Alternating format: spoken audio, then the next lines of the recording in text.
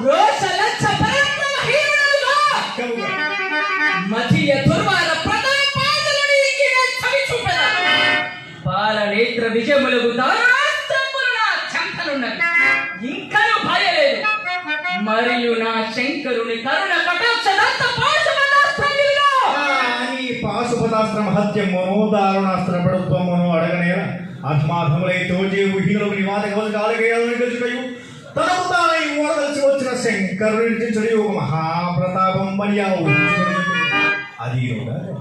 అదీనుగాక నిండు మగతనము లేక సగమాడదియగు మహేశ్వరుడు ప్రసాదించిన అస్త్రముల మమ్ము గర్భించాలి.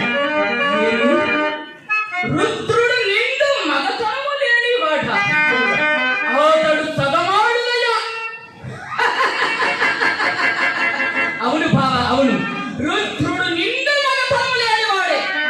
మరి అతడు సగమాడుదయా కావచ్చునేమో కానీ మరి తమరు బావా మరచితిరా. అవునులే, అవతార పురుషులు కదా ఎట్లు గట్టిగా ఉండును.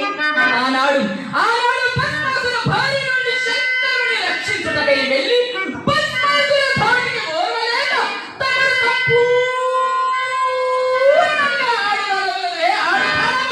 నీవు నిరంతర నారీలోడు శంకరుని పౌరుషం ఎంచనక్కర్లేదు. ఈ అర్జును గెలుచుటకు దేవిని వెంట పెట్టుకొని వచ్చి గెలుచుటనుకుంటుంది కాదు. గురుబంధుజ సమక్షమున నిండోలగమ్మున పదకొండు భార్యను చుట్టూ పట్టి కోకలో ఉంచుకుంటా అప్రయోజకుడు చూస్తూ కూరకుంటాడు. ఇంకా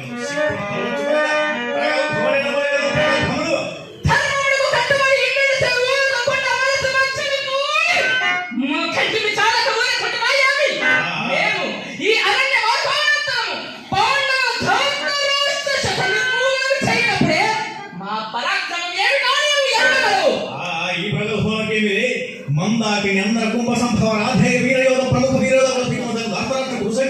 నీకే అవయగాని మూలిపబడు అంత తేజో విహీనము కాదు. ఇప్పుడు ఎన్ని మాటలు ఎందుకు? ఇప్పుడు నా చతుర్బాహువుని తప్పించు.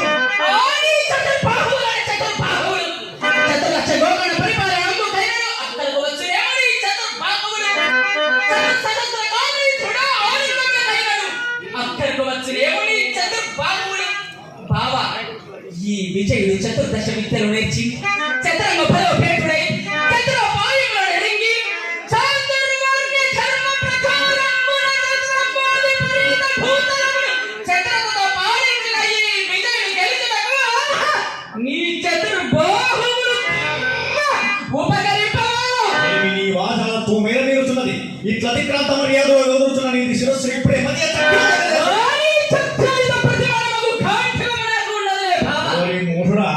మృగముల చంపుకి రాధగుణ విల్లు చేయకున్నంత మాత్రమున ఎవరికి వెరపగలుగును?